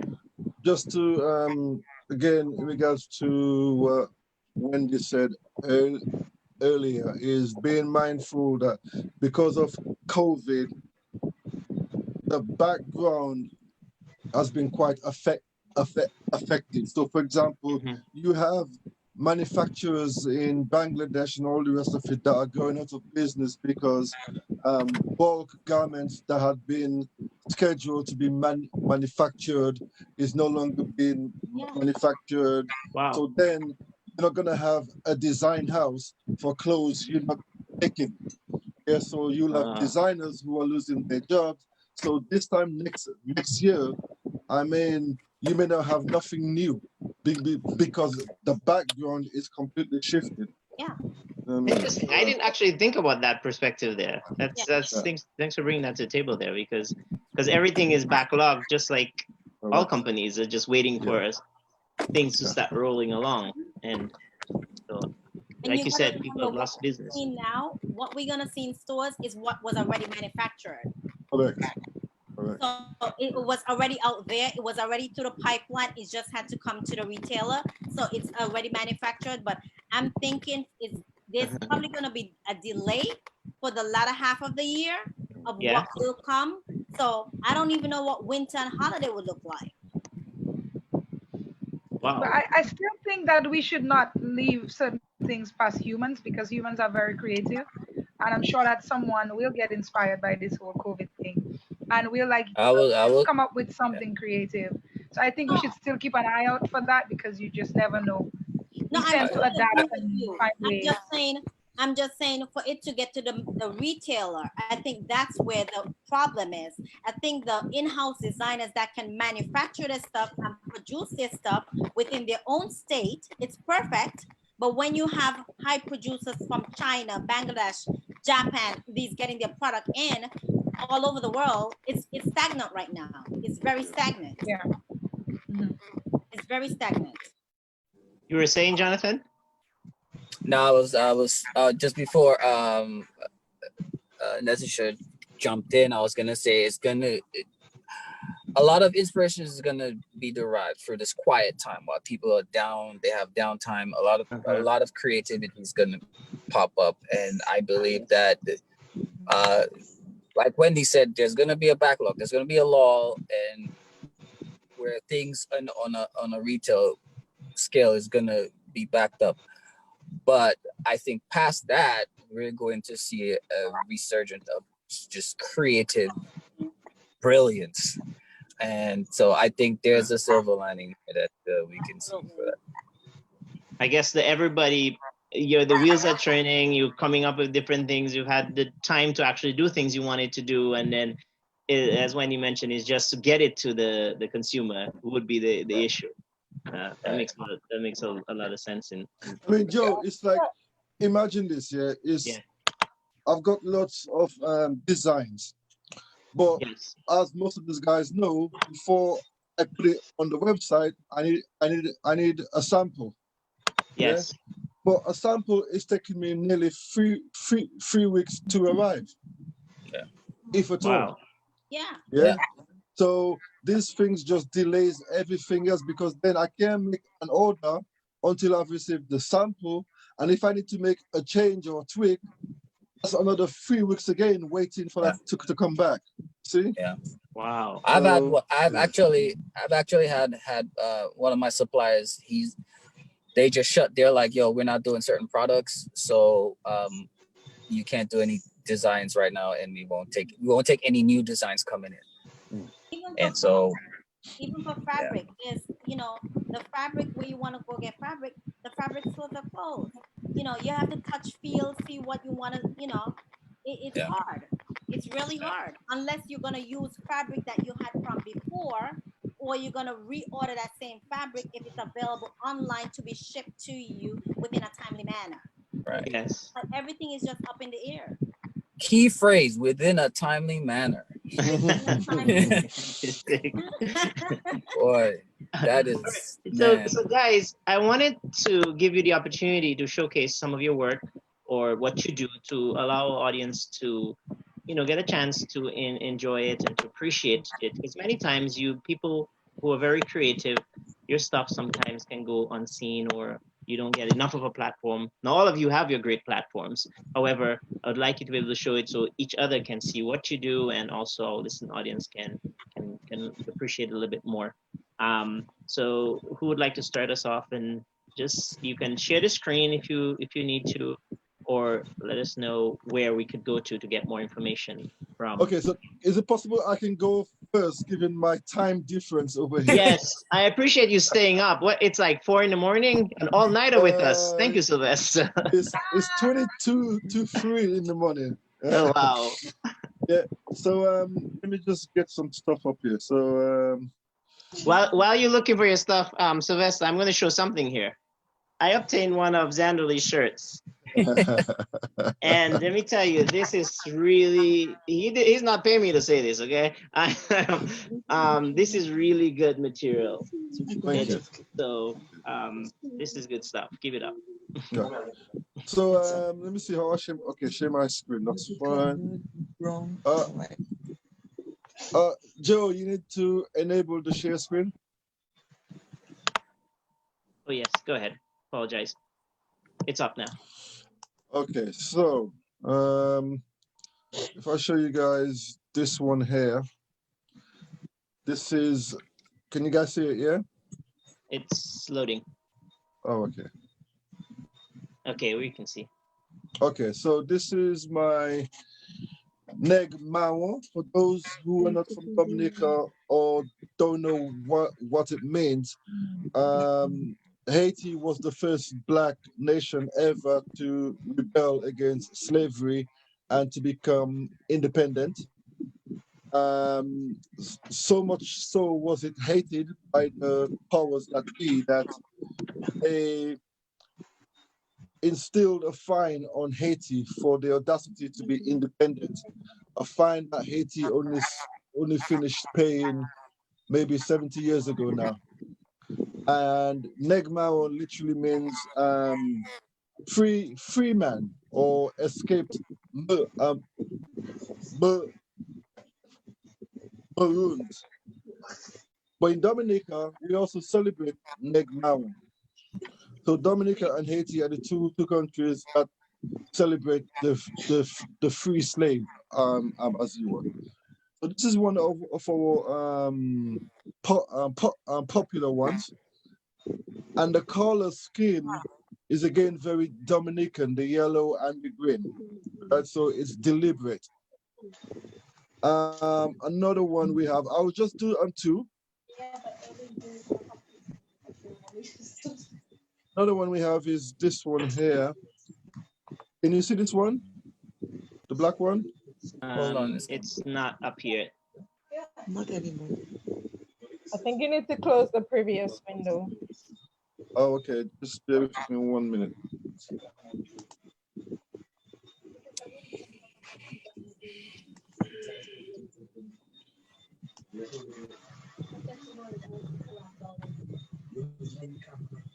Okay, tell me when you can see it. It's loading. Okay, it's up now. Okay, so this one here, again, is studying really well. And believe it or not, this was all before George Floyd and Black Lives Matter. And this just says black shirt, black jeans, black shoes, black everything. Now, this is for, you know, a lot of women like to wear black, and black goes with almost anything. So it's a nice backdrop to someone that just wants to wear a nice shirt with the black jacket, the black shoes, black everything, literally.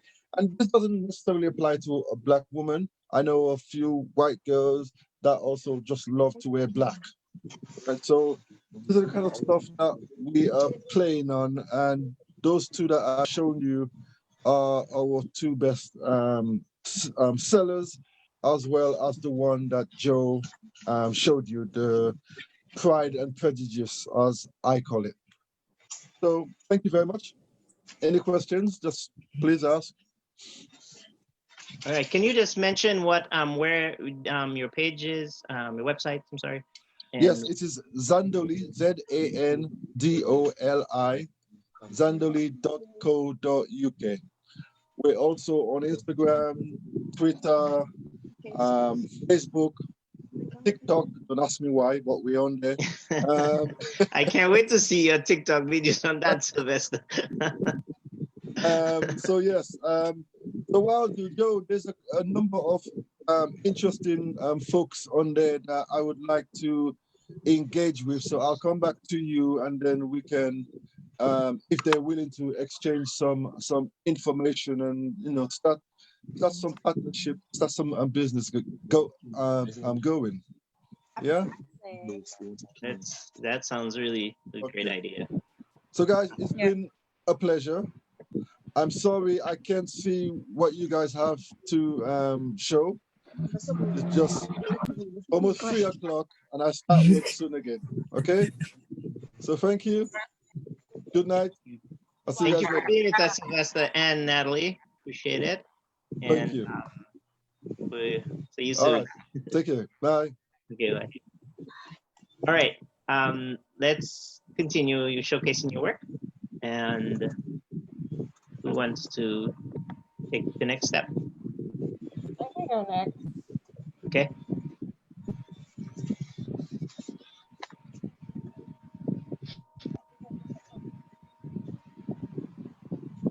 Okay, so this is Crystal. Talk us through it. What are we looking at?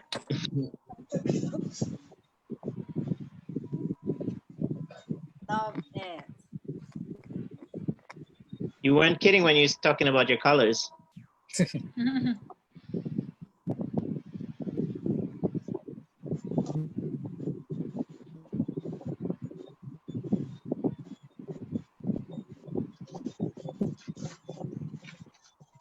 I think your mic is mute, Crystal.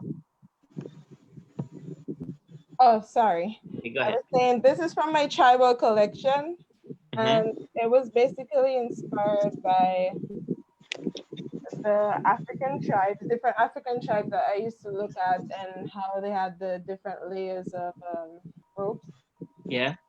Yeah, so I actually got inspired by that and kind of make it into my own. Nice. Yeah, this is part of it as well. This was a shoot with one of my with Yuri. I think you know Yuri, right? You know, Yuri Jones. Yes, I do. Yes, Yeah. yes, yes.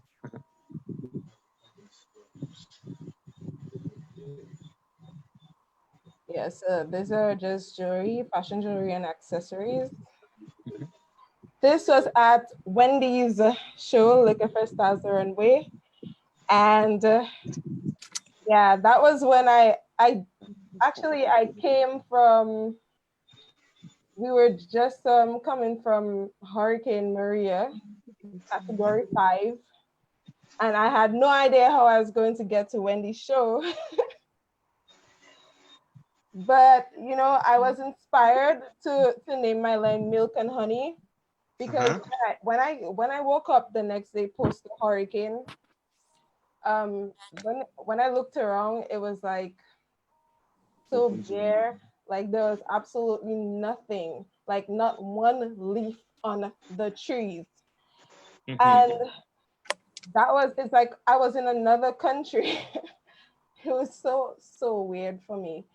And I really got a chance during that time to just sit and think about my next collection. And I thought of Milk and Honey because I thought about the whole essence of my country and what we're known for, how resilient we are as a people. And that's how I came about with that entire collection. So my entire collection was white, all white. And of course, I had to throw all the vibrant colors in there. Awesome. Pretty nice, pretty neat. This one is from Tribal. So this is before one of our fabric. That's a madras.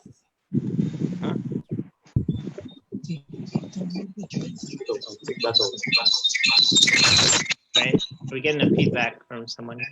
Yeah, someone's mic. Right. Some Milk and Honey as well. Great. And that's me. Yeah. So I had a video, so I'm gonna see if I can share.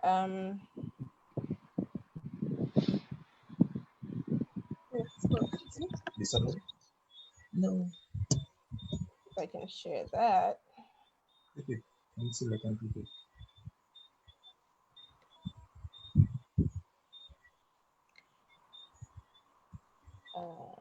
Share computer sound.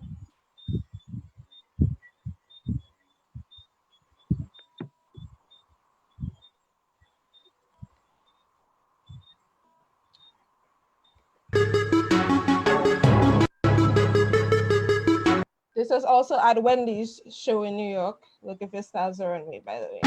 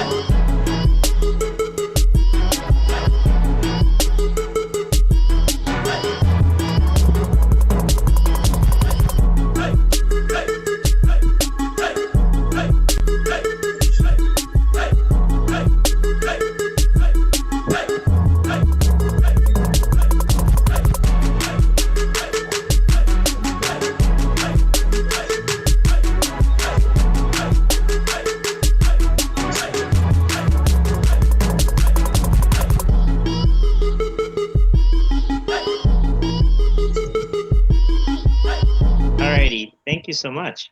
Appreciate you sharing that. Alrighty. Before you go on, can you guys see me? Right now, no, we can't. We can hear you. Okay.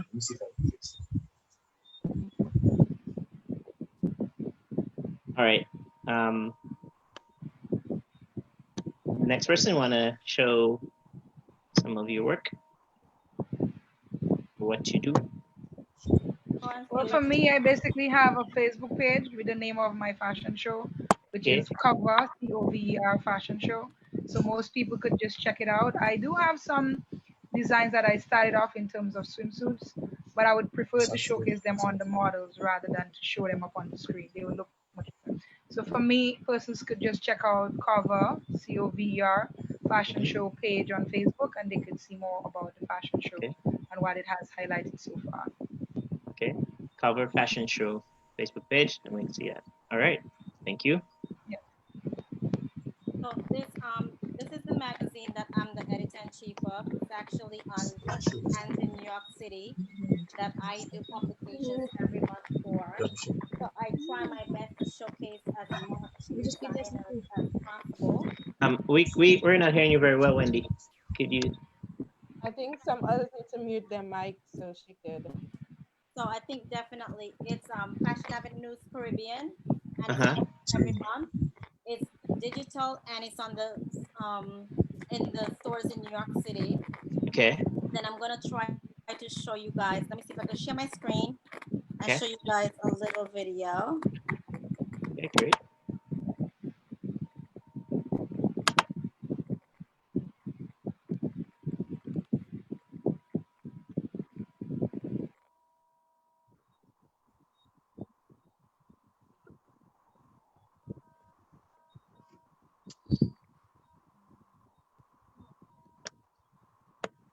You sure keep yourself busy, Wendy, with these different avenues. I do. I try my best to.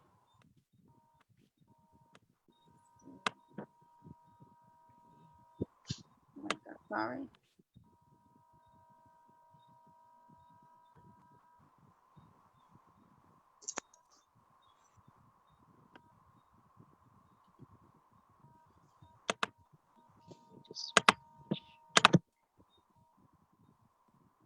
How do you pronounce your company? Le Coiffeur. Le Coiffeur. Okay. Can you guys see the shared screen or no? No, it's not shared yet.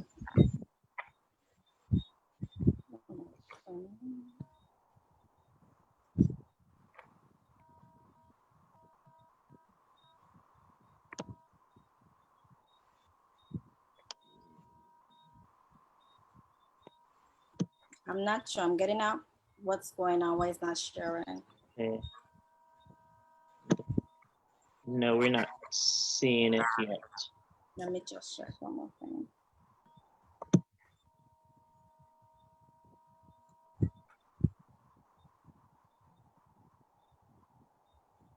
And you are on Instagram and you got the website, and where else are you also? I'm on. Hello, I'm on every. I don't know what's going on, but I'm on every social media platform at Le Coiffeur the Stylist. Okay. And definitely, you guys can see him on YouTube as well. Le Coiffeur the Stylist, and we're there. So definitely, we have a lot that we do. Okay. So, and everything is on the website, www.lecoiffeurnyc.com. Right. I'm posting it under the live, so somebody looking to get into it can find you. Oh, it looked like it came up. Let's check real quick. Let me see.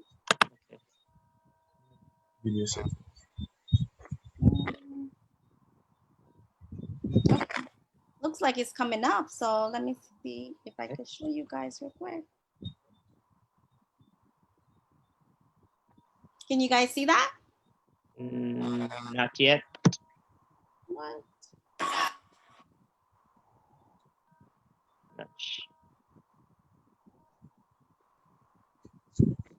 Oh my gosh, it just was coming up. Sorry.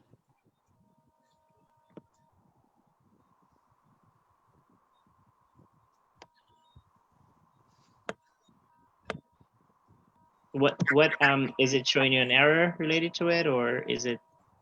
Yeah, I'm trying to do the shared screen, but it's not allowing me to pull in the video.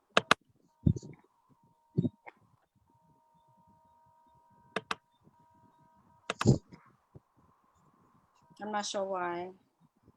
Okay, hopefully what you can do is, if you could later send it to me and I could post it on the page so anybody who has seen the video may be able to see or come back to. No but problem. you can also get it on your website. Yeah. So Jonathan, what have we want us to see? So I don't know if I don't think I'll be able to share screen tonight, Okay, but that's fine. you can check out the websites. We're on Facebook, Instagram. But the custom print website, which is basically, I just do like quirky custom print stuff surrounding like curvy women, you know, so it has to do with a lot of text print and just really funny and goofy things that associate with that kind of crowd. And so you can check it out at www.imcurvysowhat.com. The other site, which is tailored to more apparel and accessories that you can wear. It's www.utopianbiggirlscorner.com. And we're on Facebook, we're on Instagram. You can check it out. All right. Well, thank you. I posted it under the live, your links that you sent to me. So right, they can access it under the live in the chat. Decima, can you share with us your information? Yeah, I can try to share my screen. So you can find me on Facebook at Decaya, which is DECAYER. You can also find me on YouTube at Decaya Beauty. You can also find me on Instagram. I'm also on Twitter, and it's all Decaya. I can try to show a couple pictures of my work. Give me 1 second here.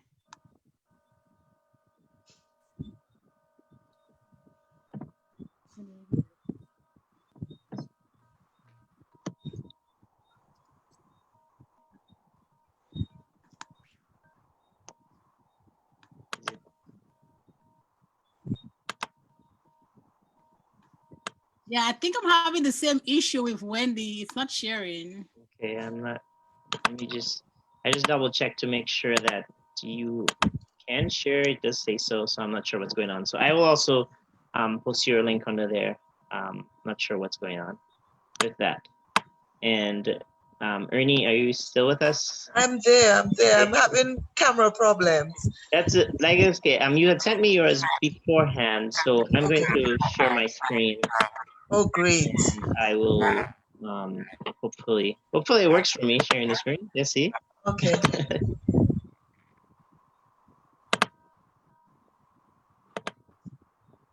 Can you see? Yes. Okay, so talk us through it. So my Facebook page is Ernos, as well as Instagram, ERNOS. The dresses are made by a Vincentian designer called Kimon Batiste, and the bags are macrame, made out of jute cord and cotton cord.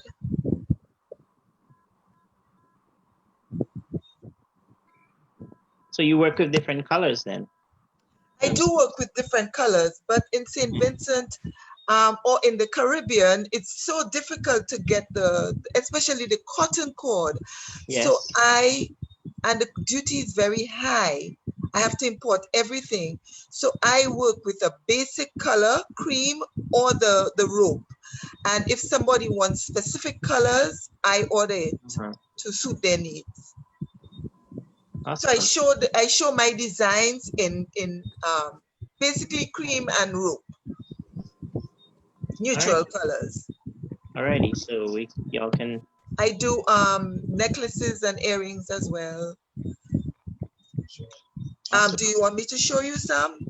You have Yeah, hold on. Let me try to get some to you. Jason, Joel, I just sent you a video on WhatsApp. So if you can check it. Okay.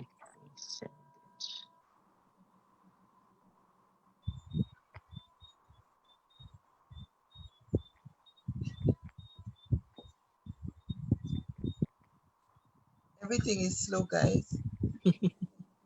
Yeah, I'm not sure what's going on. Hopefully we can. Okay, these are earrings. That's my daughter modeling for me. Can you see? It's loading. But we see the files. It's not opened yet.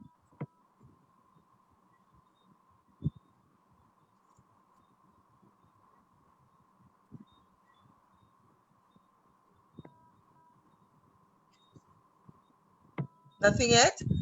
No. I think Go ahead and click on it and see. We see the. Minimize the window that where the files is open so you can actually see the photo.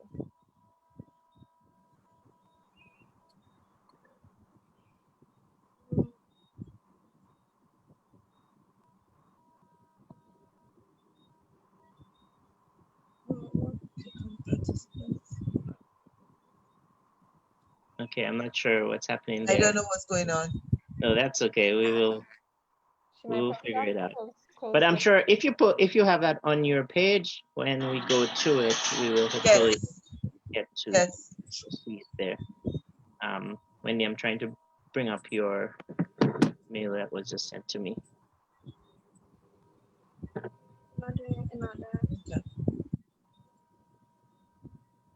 Okay. Ernie. Okay, there you go. Okay. All right. So while I try to bring up Wendy's video she sent to me, as we come close to the end of this, the last thing I want us to do is just basically any encouragement for fellow fashion designers or any people in the industry or your colleagues that you'd like to give. What's your final words there? Well, I missed the beginning, so I don't know. I'm guessing who does what. Well, I saw everybody's work, fashion designer, makeup artist. But if you could share their links, yes, on WhatsApp also. I shared the links under the live on my okay. So you should be able to get them. Okay. Yes. One more question. Is everybody originally from Dominica? No. No? Okay. I think we had representation from the UK, from Washington, New York, Antigua. Okay. You're in St. Because Vincent. I did hear a little Caribbean twang, so I was wondering. Yeah, it's a different Caribbean islands here represented. Okay. So I will post the link to your video under the page, and Wendy, and hopefully. So any last words here as we close up this evening? In terms of what just fashion in general, fashion and encouragement, or something you'd like to you would encourage your colleagues, or just want to leave us with? If you dream it, do it. If you dream about it, just do it. 3 years ago, I never thought I would start a store. Like, no, I never thought about it. And then one time I went to Dominica, and then I was looking at people and observing. I was like, yo, I'm gonna start a store. Yeah. It came in my mind. I put it on the back burner, and I sat on it for a little bit. And then like a year later, it just kept popping up. And I was like, but I don't know how this is gonna work. How do I go about doing this? Blah blah blah. And then one day I was just like, I'm gonna do it. And I sat down for like 4 hours straight, did a bunch of research, and just went and did it. Wow. So my advice to anybody, if you want to do anything, if you dream it, just do it. There's ways, especially now in the age of information, you can find anything you want to find, and you just go out there and do it. Appreciate that. Thank you. Believe in yourself and do it. Crystel? Well, I'm gonna say I believe that everyone should follow their passions, and you should never be afraid to share your inner creative side of the world. You know, there's a lot of people that will embrace you. And I want to encourage everybody also to, you know, each and every one of us here on this platform tonight, just go out and support us, follow our journeys. You know, you never know who could become the next big thing. And when I mean big thing, I mean globally. So just follow our journey, support us, and embrace who you are. Makes sense. Great encouragement. And Decima? Kind of, you know, just to kind of piggyback on what Jonathan said and what Crystel said. Yeah, just kind of follow your dreams. I play with makeup, you know, for like 4 years. I'm self-taught. Everything I do, I taught myself how to do it. So I always wanted to start, you know, a YouTube channel, because that's kind of, you know, where that whole industry is kind of going. And, you know, I kind of psyched myself out a couple of times. I'm like, okay, I'm going to go live. And then I'm like, no, I'm not going to go live. Then I'm like, I'll do it. And then a month ago, I just did it. I mean, it's a process. It takes time. And it's a business. So I kind of have to, you know, to work on that. I have to advertise and put myself out there. But if you feel like, you know, there's something that you want to do, just go for it and just get it done. Appreciate that. And we'll end with you, Wendy. Oh, I'm sorry. I didn't realize. I would just say, like, you know, failure is not an option. So I would just say, for me, I've been in the business for 25 years plus. So failing is not an option to me. Like, I'm an entrepreneur. I gotta live. So basically, that was never something for me. So I would tell everybody, continue just pushing through, push all the way through. Don't get discouraged. If you fall down, get back up, because under my umbrella, like, I have had several businesses and they're still working up to today and they're still doing what they got to do. Awesome. I like the idea that you said, if you fall, get back up, because I saw a quote recently that says, fall forward, you know, keep fail forward and fall forward, and you keep Exactly. going. So I appreciate that. So that's, yeah.